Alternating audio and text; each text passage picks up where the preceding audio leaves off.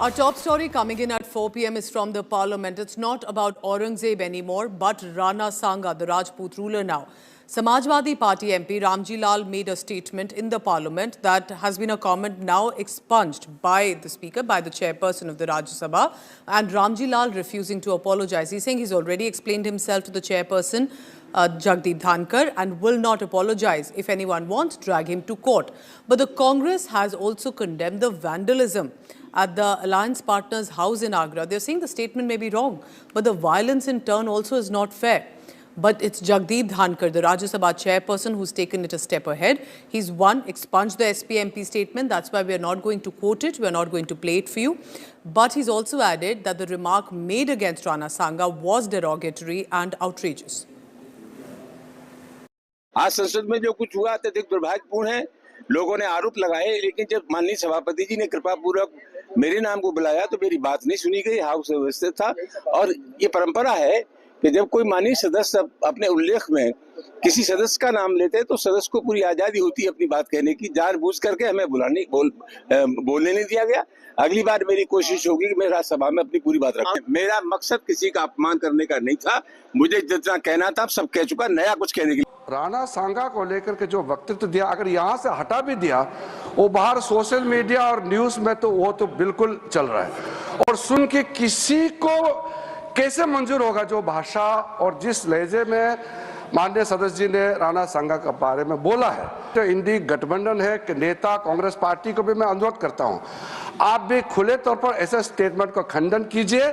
और चेयरमैन साहब ने जो ऑब्जर्वेशन किया है, कोई भी रीजन, कोई भी जाति का नेशनल हीरो को अपमान नहीं करना चाहिए, देश में भी और इस सदन में भी। इस देश में जो भी पैट्रियट्स हैं, देश के लिए लड़े हैं, उनका मैं सम्मान करता हूं।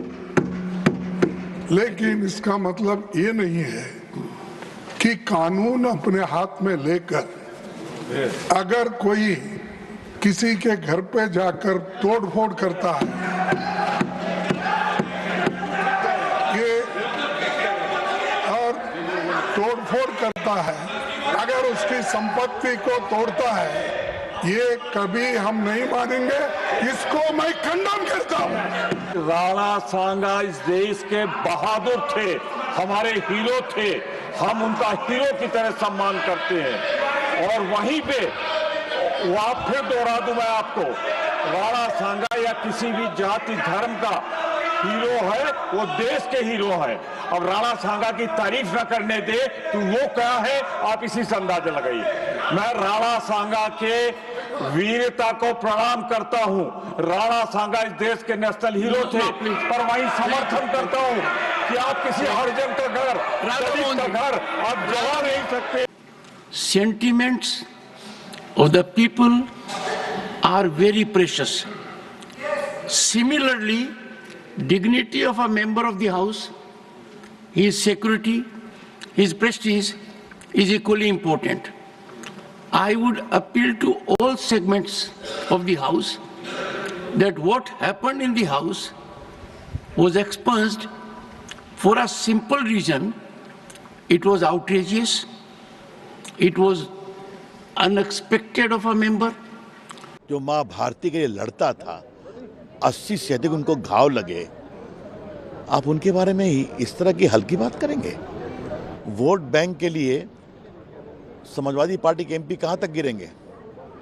कभी औरंगजेब के लिए सम्मान, कभी शिवाजी का अपमान। क्या मतलब है इसका? ये बर्दाश्त नहीं होगा। ये देश की प्रेरणा स्वरूप, चाहे वो शिवाजी हो, राणा सांगा हो, महाराणा प्रताप हो, इनके बारे में कोई समझौता नहीं करेगा। ऐसा करके उन्होंने मुसलमान वोटों के ध्रुवीकरण, तुष्टीकरण के लिए यह बयान दिया है। खानवा का युद्ध विश्व के युद्धों के इतिहास में वीरता से लड़े हुए युद्धों में से एक है, जिसमें 70-72 साल की उम्र में राणा सांगा जी ने बाबर के दांत खट्टे कर दिए थे। इस प्रकार के राष्ट्र विरोधी बयान, भारत के इतिहास को गलत बताने वाले बयान कोई भी देगा, उसमें एमपी या दलित या आगरा या दिल्ली नहीं आता है। ऐसी प्रतिक्रियाएं होना राष्ट्रवादियों की स्वाभाविक बात है। इसी सदन के अंदर पिछले 17वीं लोकसभा में सरेआम एक हमारे मुसलमान सांसद का सरेआम अपमान किया गया, इसी सदन के अंदर किया, कोई कार्रवाई नहीं हुई। अध्यक्ष जी, आज अध्यक्ष जी,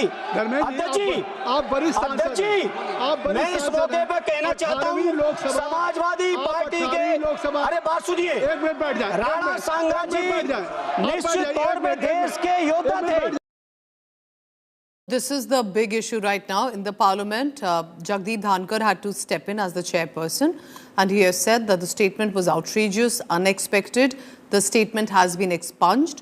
This was connecting, without going into the details, Rana Sanga to Babar and the invasion, to which the BJP has jumped in saying this is insulting and this is incorrectly pointing out. Samarth Srivastava is tracking all the latest on that. Remember that the comment also led to massive vandalism outside and around the residence of the SPMP. Samarth, what is the current status in Agra and the political showdown over it? Pooja, see, it's all about the political showdown now, because incident happened 2 days before, and later we saw Shivpal Singh Yadav, Ram Gopal Yadav, senior SP leaders going there, and even Akhilesh Yadav from Kannauj saying that it's an attack on PDA. So it's clear that now again the focus is shifting to Mandal and Kamandal politics in the state of Uttar Pradesh, because the Samajwadi Party is saying that Karni Sena attacked a member of PDA. He is the MP, Rajya Sabha MP from Samajwadi Party.